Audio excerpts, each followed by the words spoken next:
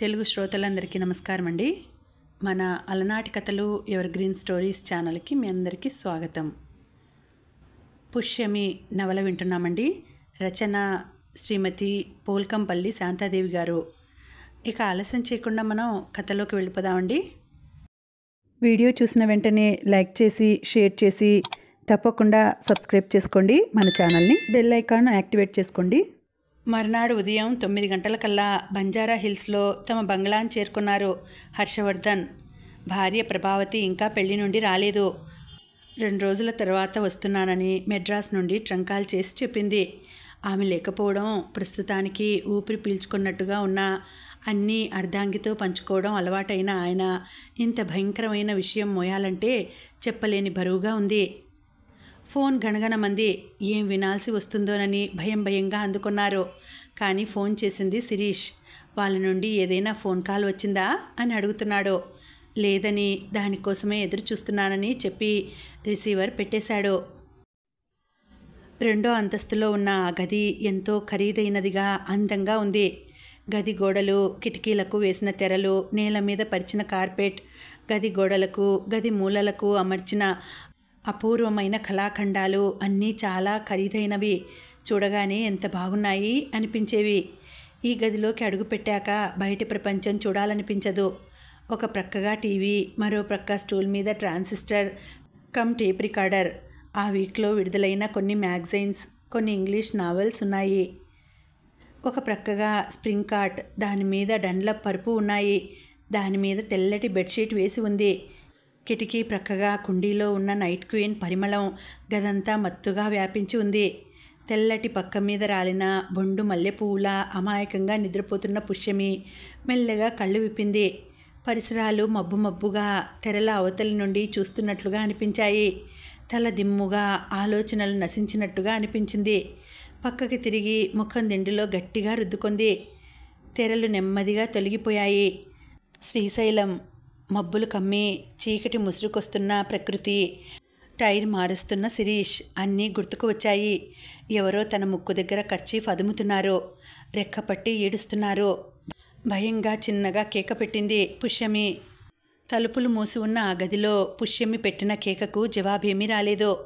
పుష్యమికి మత్తు దిగిపోయి తెలివి బాగా వచ్చింది. దిగ్గున లేచి కూర్చుంది. భయంతో కళ్ళు పెద్దవి చేసి చుట్టూ చూసింది. ఈ గది కొత్తగా ఉంది. ఎప్పుడూ ఈ గదిలో తను అడుగు పెట్టలేదు.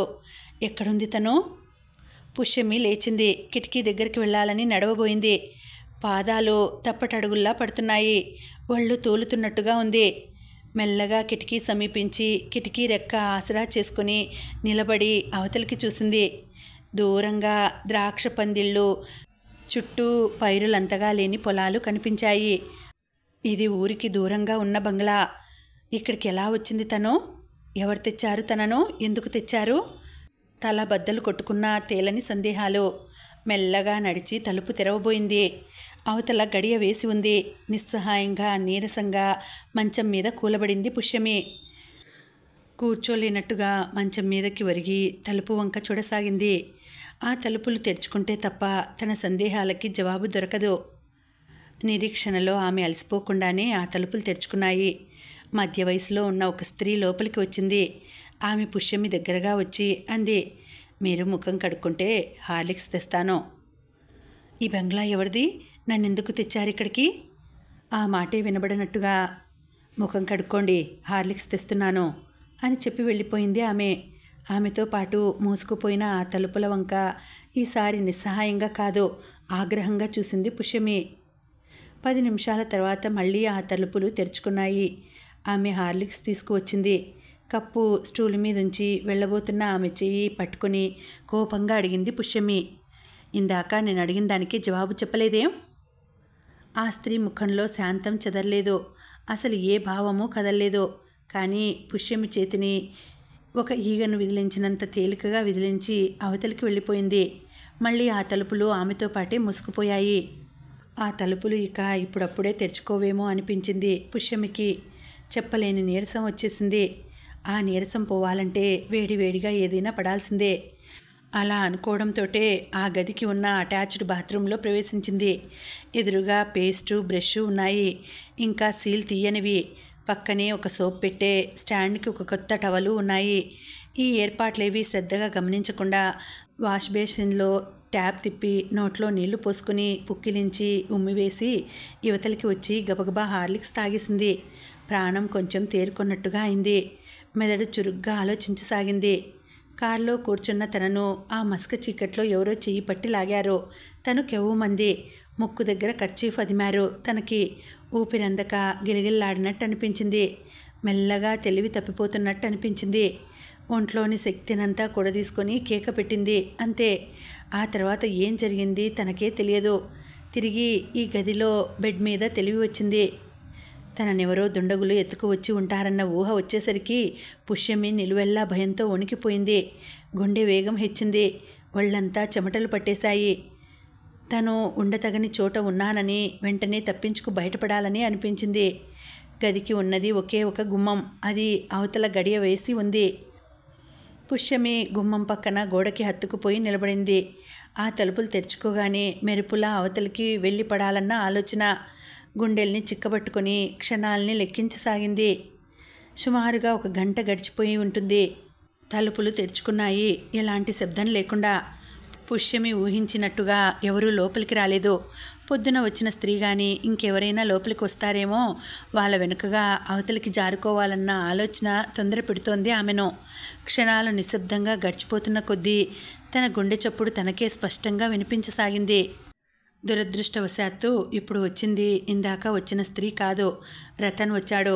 ఈ బంగ్లాకి, ఈ ద్రాక్ష తోటకి యజమాని అయిన రతన్ వచ్చాడు. పైపు నుండి గుప్పు గుప్పున అతడు వదులుతున్న పొగని బట్టి వచ్చింది మగవాడని, అక్కడే నిలబడి ఉన్నాడని గ్రహించింది పుష్యమి. టీవీగా గుమ్మం అవతలే ఆగి గదిలోకి నిశితంగా చూస్తున్నాడు రతన్. పుష్యమి కనిపించలేదు. అతడి చూపులు మరింత చురుగ్గా అయ్యాయి. 1 అడుగు గుమ్మంలోకి వేశాడు. ఇంకొక 2 అడుగులు అతడు ముందుకు వేస్తే చాలు. అతడి వెనుకగా చల్లగా జారుకోవాలని పాదాల్లోకి కొత్త బలం తెచ్చుకొని ఎక్కుపెట్టిన బాణంలా నిలబడి ఉంది పుష్యమి. శ్వాస తీస్తే అతడికి వినిపిస్తుందేమోనని ఊపిరి కూడా బిగబట్టేసింది. రతన్ ఇంకొక అడుగు ముందుకు వేశాడు. అతడు ఇంకో అడుగు లోపలికి వేస్తే చాలు. తను ఆ గది నుండి బయటపడొచ్చునని అనుకుంటున్న పుష్యమి పులిని చూసినట్టుగా ఉలిక్కిపడింది. అతడు ఎరవాసన పసికట్టిన మృగంలా చటుక్కున తలుపు వైపు తిరిగేసరికి భయంతో గోడకి మరింతగా హత్తుకుపోయింది. పారిపోయే ప్రయత్నం మొదలుపెట్టావన్నమాట. కానీ లాభం లేదు. ఈ గది దాటినా ఈ బంగ్లా దాటడం నువ్వు అనుకున్నంత సులభం కాదు. రతన్ది 6 అడుగుల విగ్రహం. కారు నలుపు. బలిష్టంగా ఉంటాడనడం కంటే మితిలేని తిండి తాగుడుతో బొర్ర పెంచి బలిశాడనడం బాగుంటుంది.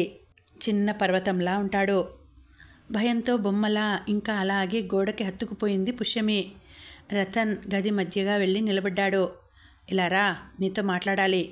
అతడి గొంతు కరుగ్గా ఆజ్ఞాపిస్తున్నట్టుగా ఉంది. నెమ్మదిగా కదిలి వచ్చింది పుష్యమి. కూర్చో. సోఫా చూపాడు. తల దించుకు కూర్చుంది. మీ నాన్న దాచిన గుప్తధనం గురించి నీకేమైనా తెలుసా? బొత్తిగా పుష్యమి ఊహించని ప్రశ్న ఇది. అయోమయంగా చూసింది. నా ముందు నటించడం, అబద్ధాలు చెప్పడం నిష్ప్రయోజనం. చెప్పు, మీ నాన్న నిధి ఎక్కడ దాచారు? మీరున్న బంగ్లాకి ఏ మూల, ఏ గది? మా నాన్న నిధి ఒకటి దాచారని నాకు తెలియదు. ఇక అది ఎక్కడ ఉందో ఎలా చెప్పను? విసుగ్గా అంది పుష్యమి. నీ మాట ఎలా నమ్మాలి? అబద్ధాలు గుర్తించే తెలివితో పాటు నిజం గుర్తించలేని గుడ్డితనం కూడా ఉందన్నమాట నీకు. చురుక్కుమన్నట్టుగా చూశాడు రతన్ పుష్యమి చేసిన హేళనకు. కోపాన్ని తమాయించుకొని అన్నాడు. ఆ నిధి ఎక్కడ దాచారో అది మా చేతికి ఎలా రాదో చూస్తాం. అది మా చేతికి వచ్చేదాకా నువ్వు మా అతిథిలా ఉంటావు. మొదటిసారి పారిపోవాలని చూసి క్షమించబడ్డావు. రెండోసారి కూడా ప్రయత్నించావా? పనిష్మెంట్ రుచి చూస్తావు. రతన్ వెళ్ళిపోయాడు. చుట్టుముట్టిన హోరుగాలి తనని వదిలిపోయినట్టుగా ఊపిరి పీల్చుకుంది పుష్యమి. తనని కిడ్నాప్ చేసింది ఒక దొంగల ముఠా అన్నమాట. వాళ్ళ లక్ష్యం నాన్నగారి గుప్తధనం గురించి కాబట్టి తనకి అపకారం ఏమీ చేయరు. గుప్తధనం సంగతి ఏదో తేలిపోగానే తనని వదిలేస్తారు. ఈలోగా నిర్భయంగా ఉండవచ్చు. ఆ గది బందికానా కాక అతిథి మందిరంలా కనిపించింది పుష్యమికి. సంకెళ్ళు తెగిపోయిన దానిలా గదిలో స్వేచ్ఛగా మసలసాగింది. ట్రాన్సిస్టర్ ట్యూన్ చేసింది. ముఖేష్ పాట కమ్మగా వస్తోంది. డ్రెస్సింగ్ టేబుల్ దగ్గరికి వెళ్ళి తనను ఓసారి అద్దంలో పరిశీలనగా చూసుకుంది. ఫేస్ పౌడర్, స్నో, తిలకం, హెయిర్ ఆయిల్ అన్నీ తను రోజు ఇంట్లో వాడేవే ఉన్నాయి. తన అలవాట్లని, అభిరుచులని బాగా తెలిసిన వ్యక్తి ఈ ఏర్పాట్లు చేసి ఉండాలి. అలా చేసిన వ్యక్తి ఎవరై ఉంటారు? వియ్యాల వారికి విడిదింట్లో ఏర్పాట్లలా ఉన్నాయి.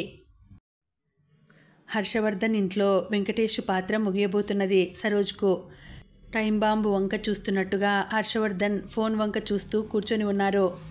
చేతికి ప్లాస్టర్తో శిరీష్ వచ్చాడు కారులో. అతడి కళ్ళు రెండు మంకిన పువ్వుల్లా ఉన్నాయి. లంకణాలు తీసిన మనిషిలా ముఖం పీక్కుపోయింది. వస్తూనే ఫోన్ వచ్చిందా అని అడిగాడు హర్షవర్ధన్ని.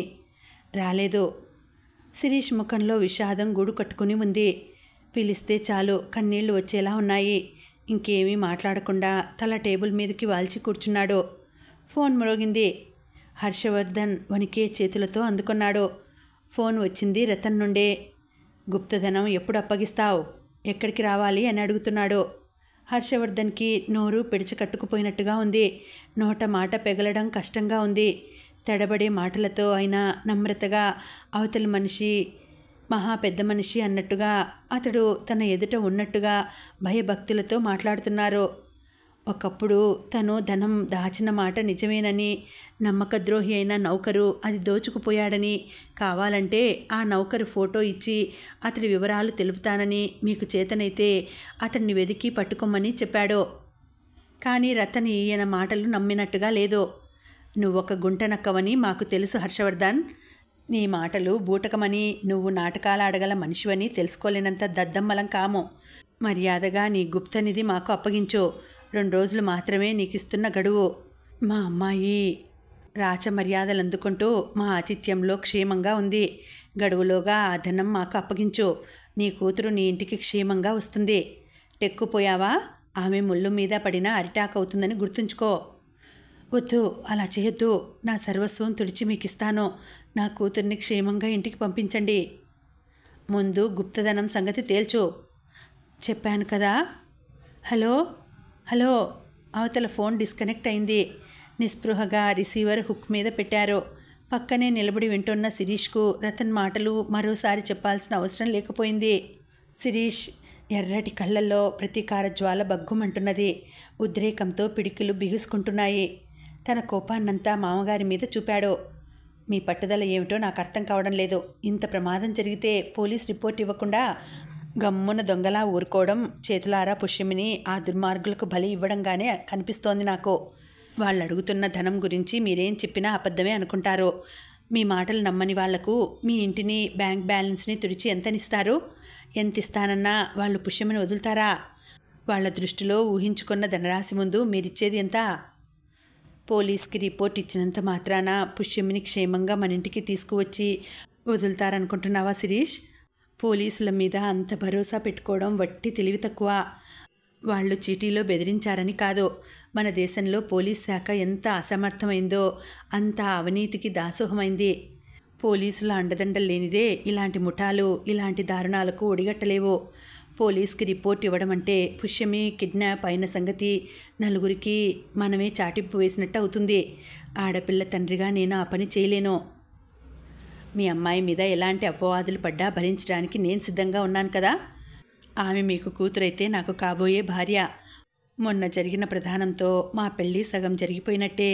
ఈ విషయంలో లోకుల గురించి మీరు ఆలోచించనక్కర్లేదు.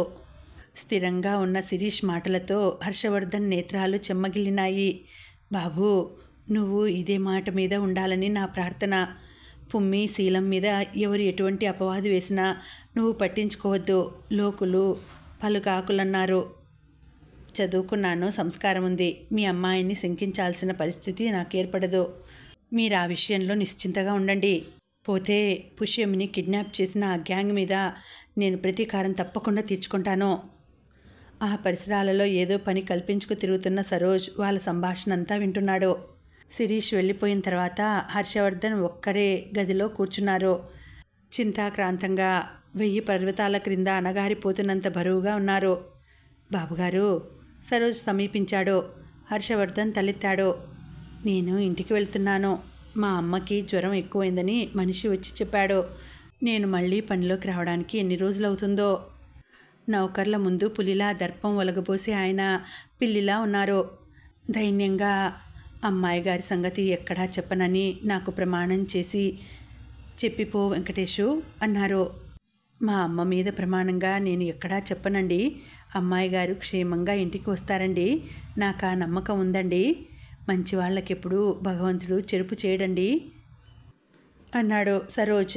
హర్షవర్ధన్ జేబులో నుండి 100 రూపాయల నోటు తీసి సరోజ్కి ఇవ్వబోయారు. ఎందుకండి? కంగారుగా చెయ్యి వెనక్కి తీసుకున్నాడు సరోజ్. అమ్మాయి గారు క్షేమంగా ఇంటికి వస్తారన్నావే, ఆ మాటకి నేను ఇస్తున్న బహుమతి. ఈ సమయంలో పుమ్మి క్షేమం గురించి ఎవరి నోట ఏ చిన్న మాట వచ్చినా వాళ్ళకి చేతులెత్తి మొక్కాలనిపిస్తోంది. కూతురి క్షేమం గురించి అల్లాడిపోతున్న ఆ తండ్రిని చూస్తుంటే నా ప్రాణం ఒడ్డైనా మీ అమ్మాయిని మీకు క్షేమంగా చేరుస్తాను అని చెప్పాలనిపించింది సరోజ్కి. కానీ నిగ్రహించుకున్నాడు. ఇస్తున్న బహుమతిని తిరస్కరించే ఓపిక లేనట్టుగా ఆ నోటు అందుకొని నమస్కారం చేసి వెనుతిరిగాడు. సరాసరి రతన్ దగ్గరికి వచ్చాడు సరోజ్. అతడు వచ్చేసరికి హర్షవర్ధన్ టెలిఫోన్లో చెప్పిన మాటలు ఎంతవరకు నమ్మవచ్చునన్న దాని మీద చర్చిస్తున్నారు. ఆయన దైన్యం, ఆరాటం చూస్తుంటే ఆయన అబద్ధం చెప్పడం లేదనిపిస్తోంది. డబ్బు విషయంలో ఆయన ఎంత పిసినుగొట్టైనా కావచ్చు, కూతురి ముందు ఆ డబ్బు విలువగా చూస్తాడని నేను అనుకోను. సరోజ్ తన అభిప్రాయం చెప్పాడు. ఆ రాజాగారు మామూలు మనిషి కాదు, వట్టి గుంటనక్క. వాడి మాటలు అంత తేలిగ్గా నమ్మాల్సినవి కావు. ఇంతకంటే ఎక్కువ ఏం చేస్తారు? ఏం చేస్తే నిజం బయటకు వస్తుంది? 2 రోజులాగు, అదే బయటకు వస్తుంది. నిజం ఆయన చెప్పింది అని అనిపిస్తోంది. అనవసరంగా ఆ అమ్మాయిని కిడ్నాప్ చేశాం.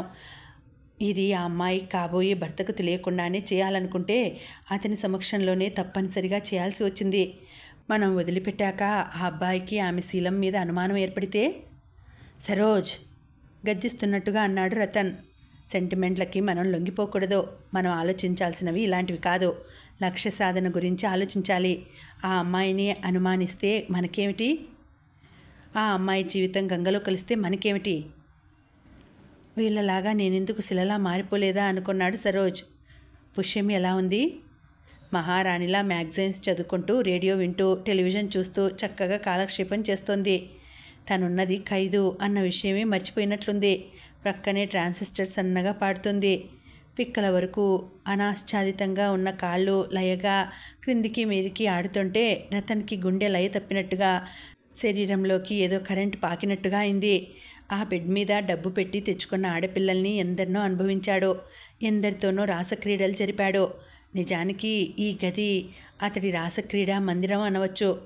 అలాంటి చోట అందమైన పుష్యమిని చూసి అతడి మనసు వశం తప్పితే ఆశ్చర్యం లేదు.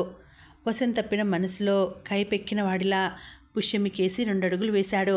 కానీ సరోజ్కి తనిచ్చిన వాగ్దానం అతడి అడుగులను అక్కడే ఆపేసింది. ఆమెతో మాట్లాడాలని వచ్చినవాడు మనసు వశం తప్పిన ఈ సమయంలో కూడదనుకొని వచ్చినంత నిశ్శబ్దంగా వెనుతిరిగి వచ్చేశాడు. కానీ ఆ దృశ్యం అతడి మనసు మీద ముద్రపడినట్లుగా అయింది. లయగా క్రిందికి మీదికి ఆడుతున్న అనాశ్చాదితమైన ఆ కాళ్ళు, మల్లరేకులా తెల్లగా ఉన్న పిక్కలు అతడిలో మోహనవీణ మీటుతున్నాయి ఉండి ఉండి. ఆ రోజు ఫణితో పెద్ద గొడవ పెట్టుకుంది కామేశ్వరి. కోడలు దాసు ఇంట్లో ఎందుకుంది, మన ఇంటికి ఎందుకు తీసుకురావు అని. అంతకుముందు పోరు పెట్టలేదని కాదు. అది మామూలుగా అయితే ఆ రోజు మాత్రం పట్టుబట్టినట్టుగా కూర్చుంది. కొడుకు పెళ్లి చేసుకోనంతసేపు ఏడ్చిన ఏడుపు కంటే పెళ్ళయ్యాక కోడల్ని కాపురానికి తీసుకురావడం లేదన్న బాధ రెట్టింపుగా ఉందామెకు. అసలేం జరిగింది? మగణ్ణి వదిలి భవానీ దాసు ఇంట్లో ఎందుకు ఉండిపోయింది? దాసు భవానీని పెంపుడుకు తీసుకున్నాను, నా ఆస్తికి ఆమెనే వారసురాల్ని చేసిపోతాను అంటాడు. పెంపుడుకు తీసుకోవడానికి నా కోడలే దొరికిందా? దేశం గొడ్డుపోయిందా అని మండిపడుతోంది. దాసుగారు భవానీని విడిచి ఉండలేరట, పంపరట అని చెబుతూ వస్తున్నాడు ఫణి. ఇంకేం చెప్పాలో తోచక. పంపకపోవడానికి అతడెవరు మధ్యన? గయ్యమంటుంది తల్లి. దాసు వస్తాడేమో దులుపుదామనుకుంటే అతడి మధ్య రావడం తగ్గించాడు. వెళ్ళి కోడల్ని తీసుకురా. ఈరోజు కోడలు నా ఇంటికి వస్తే తప్ప నేనన్నం ముట్టను అంటూ భీష్మించుకు కూర్చుంది. మా పెళ్ళి నువ్వు కోరుకున్న విధంగా జరగలేదమ్మా. కోడలు నీ ఇంటికి కాపురానికి రావడానికి. భవానీ ఈ ఇంటికి రాదు, దాసు రానివ్వడు. కావాలంటే నువ్వు వెళ్ళి ఆ సంగతి తేల్చుకోవచ్చు. కోడల్ని నేనే వెళ్ళి వెంటబెట్టుకు వస్తానని ఇదివరలో ఆమె గొడవ పెట్టకపోలేదు. ఏదో నెపంతో ఆమెను ఆపుతూ వస్తున్న ఫణి ఈరోజు ఆమెను ఆపే ప్రయత్నం చేయలేదు. తల్లి వెళ్ళి భవానీని పిలుస్తుంది. ఏమంటుంది భవానీ? నీ కొడుకు నిజస్వరూపం ఇది, నేను రాను అంటుందా? ఆమె తరపున దాసే జవాబు చెబుతాడా? దాసు ఇంటికి కారులో వెళ్ళిన కామేశ్వరి ఒక్కతే తిరిగి వచ్చింది. బాల్కనీలో నిలబడి చూస్తున్న ఫణి ఒక నిట్టూర్పు అణుచుకొని గదిలోకి వచ్చాడు. ఆ గదిలో కామేశ్వరి ప్రత్యక్షం కావడానికి ఎంతోసేపు పట్టలేదు. ఏరా, భవానీ చెప్పేదంతా నిజమా? ఏం చెప్పింది? నీ క్రింద ఒక ముఠా ఉందట, నువ్వు దొంగల ముఠా నాయకుడివట. నువ్వు అమ్మా, నువ్వు ఇంకేం చెప్పనక్కర్లేదు, భవానీ చెప్పిందంతా నిజమే. కామేశ్వరి ముఖం రక్తహీనంగా పాలిపోయింది. అబద్ధమని చెప్పరా? ఆవిడ ఆర్తిగా అడిగింది. చెబితే అది అబద్ధం అవుతుంది. కామేశ్వరికి ఆవేశం, దుఃఖం సమపాళ్లలో కలిగాయి. తల గోడకేసి కొట్టుకోసాగింది. ఫణి వెనక నుండి వచ్చి ఆమె భుజాల్ని పట్టి వెనక్కి లాగాడు. కానీ ఒక్క నిజం మాత్రం చెబుతానమ్మా, ఆ జీవితం చాలించి ఏడాదిన్నర్థం గడిచిపోయింది. నువ్వు ఇలా కూర్చో. ఇన్నాళ్ళు ఈ బరువు నేనొక్కడనే మోస్తున్నాను. నీతో పంచుకోవాలంటే నీ గుండెల్లో చిచ్చు పెట్టడమని నాకు తెలుసు. అందుకే ఇన్ని రోజులు నా పెదవి కదిలించలేదు. కొడుకు చెప్పిందంతా నిశ్శబ్దంగా వింది. ఆవిడ గుండెలో దావానలం చెలరేగినట్టుగా అయింది. తండ్రి లేని పిల్లవాడని ఫణిని తన గుండెల మీద పెట్టుకొని పెంచింది. తన రెక్కల కష్టం మీద ఇంత వాడిని చేసింది. తను పెంచిన పెంపకానికి అతడి నరనరంలో నీతి నిజాయితీ ప్రవహిస్తూ ఉండాలి. చిన్నప్పుడు సినిమా చూడరా అని డబ్బులిస్తే ఆ డబ్బులు పుస్తకాలకు, ఫీజులకు ఉపయోగించుకునేవాడు. ఆ డబ్బు విలువేమిటో నాకు తెలుసునమ్మా. ప్రతి పైసాలో నీ చెమట పిందు ఉంది. ఈ డబ్బుతో నేను సినిమాలు చూడలేను. నేను పెద్దయ్యాక నేను సంపాదించుకున్నప్పుడు సినిమాలు చూస్తాను అనేవాడు. అలాంటివాడు ఒక దోపిడీగాడు అయ్యాడు. పరుల సొమ్ము దోచి తను ఇంద్రభోగాలు కల్పించుకున్నాడు. దీని వెనుక దాసు ఉంటే ఉండవచ్చు. తన కొడుకులో బలహీనత చోటు చేసుకోబట్టే అతడు వీడిని లొంగదీసుకోగలిగాడు. వీడి చేత దోపిడీ కార్యక్రమాలు, దొంగ వ్యాపారాలు చేయించగలిగాడు. కొడుకు ప్రయోజకుడయ్యాడు. వ్యాపారంలో లక్షలు గడించి తెస్తున్నాడని పొంగిపోయింది. అది ఇంత నీచమైన డబ్బు అనుకోలేదు. ఆవిడలో ఇంత గుండె మంట మీద శీతల పవనంలా వీస్తున్నది భవానీని చూశాక తన కొడుకులో కలిగిన పరివర్తనం. ఆ పరివర్తనమే అతడిలో కలగకపోయి ఉంటే ఈరోజు అతన్ని చంపి తను చచ్చేది. బాబూ, నా మనసు బాగా పాడైపోయింది. నేను ఈ ఇంట్లో ఒక్క క్షణం కూడా ఉండలేను. నేను యాత్రకి బయలుదేరుతున్నాను. నిజాయితీగా నువ్వు కష్టపడి సంపాదించింది ఏమైనా ఉంటే ఇవ్వు, లేకుంటే బిచ్చమెత్తుకుంటూ వెళ్ళిపోతాను. నేను తిరిగి వచ్చిన ఈ పాపిష్టి కొంపలో ఉండను. నిజాయితీగా సంపాదించి దాంతో నువ్వు నీకంటూ ఒక పూరి గుడిసె వేసుకున్నా వచ్చి 2 రోజులు నీ దగ్గర కాలక్షేపం చేసి వెళ్ళిపోతాను. ఆ మరురోజే కామేశ్వరి యాత్ర పేరుతో ఇల్లు విడిచిపోయింది. ఫణి వారించలేదు.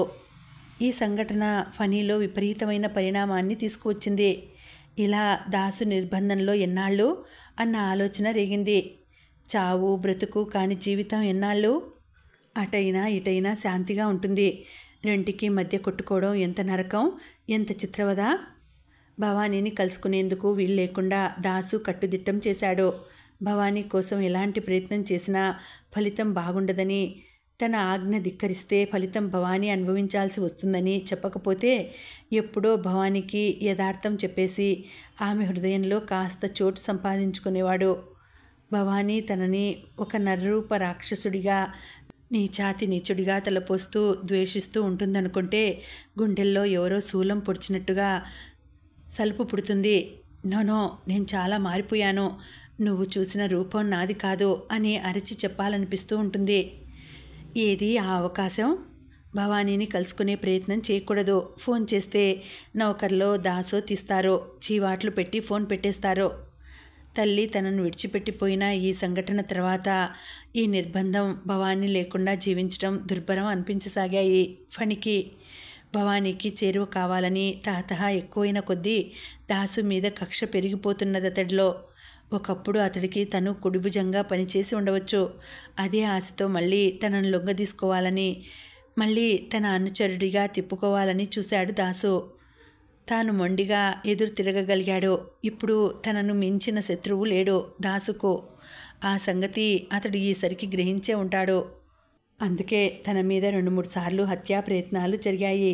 తను చాలా తెలివిగా చావు నుండి తప్పించుకొని ప్రతి క్షణం ప్రాణరక్షణ కోసం అప్రమత్తంగా ఉంటున్నాడు.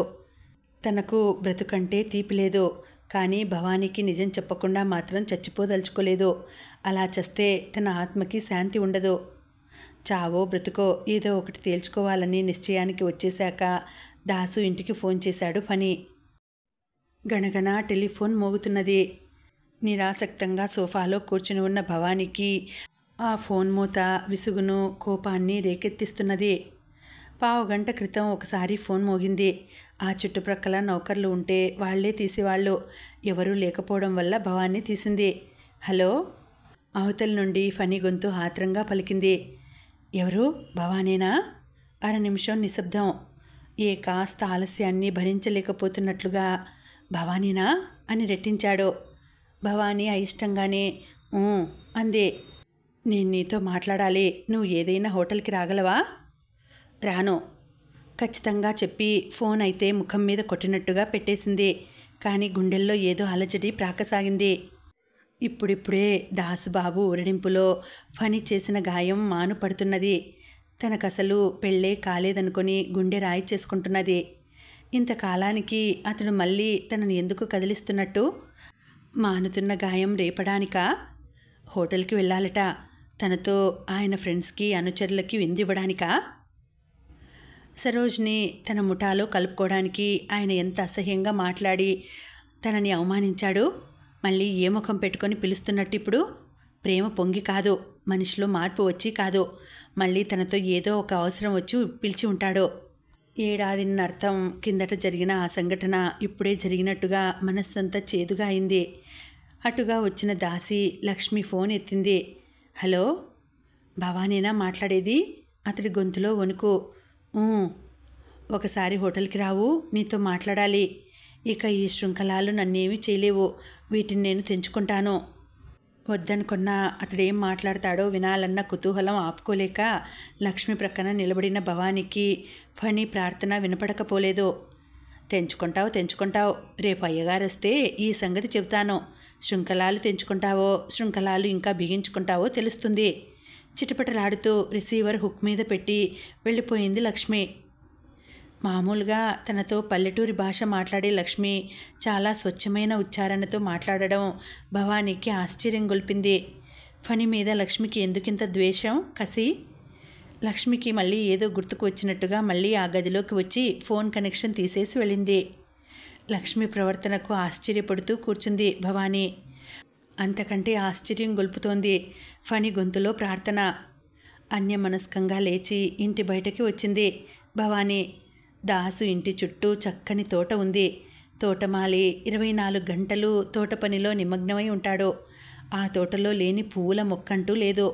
చాలా శ్రద్ధగా అందంగా తీర్చిదిద్దబడిన తోట అది. ఒక్కో చెట్టుని చూస్తూ తోటలో నడుస్తున్నది భవానీ.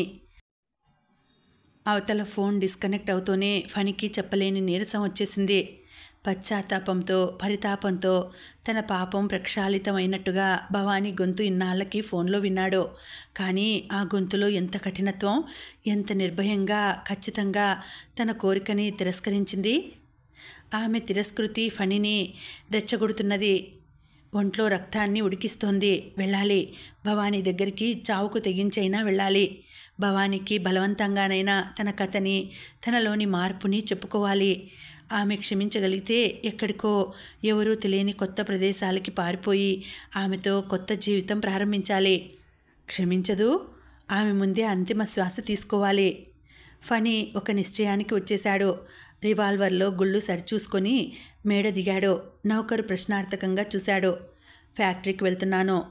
కారు డ్రైవరు లతీష్ దాసు మనిషే. అతడు ఈరోజు జ్వరం వచ్చిందని సెలవు చీటీ పంపాడు. గ్యారేజ్ నుండి కారు తీసిన ఫణి పావుగంటలో దాసు బంగ్లా గేటు ముందు కారాపి దిగాడు. అయ్యగారు నాగపూర్ వెళ్ళారు, లేరు. గుర్కా అడ్డగించాడు. తెలుసు. అతన్ని మొరటుగా తోసి లోపలికి వెళ్ళాడు. బంగ్లాలోకి వెళ్ళనక్కర్లేకుండానే భవానీ తోటలో కనిపించింది. చెరచెరా ఆమెను సమీపించాడు. రెక్కపట్టి గిర్రున వెనక్కి తిప్పాడు. హఠాత్తుగా అతన్ని చూసి బెదిరిపోయినట్టుగా అయింది భవానీ. అడ్డగించబోయిన గూర్ఖాని ఒక్క తోపు తోసి మెరుపులా గేటు దాటి భవానీని ఫ్రంట్ సీట్లో కూలేసి అటు నుండి ఎక్కి స్టీరింగ్ అందుకున్నాడు ఫనీ. రెప్పపాటు కాలంలో కారు కదిలింది. ఫనీ మాట్లాడడం లేదు. తనలో కల్లోల పెడుతున్న ఆలోచనలు అతన్ని బిగుసుకుపోయినట్టుగా చేశాయి. కారుని చాలా ర్యాష్గా నడుపుతున్నాడు. భవానీకి గొంతు తడారిపోతున్నది. తనని ఎందుకిలా లాక్కువచ్చాడు? ఏం చేయదలుచుకున్నాడు? మళ్ళీ ఏదైనా అవమానానికి పూనుకుంటాడా? నిజంగా అలాగే జరిగితే అతన్ని ఈరోజు చంపడమో తను చావడమో జరుగుతుంది. కొంచెం సేపట్లో సర్దుకొని మొండికెత్తిన దానిలా కూర్చుంది భవానీ. కారు ఒక పెద్ద హోటల్ ముందు ఆగింది. ఫనీ దిగు భవానీ అన్నాడు. భవానీ బెట్టు చేయకుండా దిగి అతన్ని అనుసరించింది. ఇంకా ఉందండి, కథ కొనసాగుతుంది. మళ్ళీ వచ్చే వీడియోలో తర్వాతి భాగం వినేద్దామండి. అంతవరకు సెలవు. నమస్తే.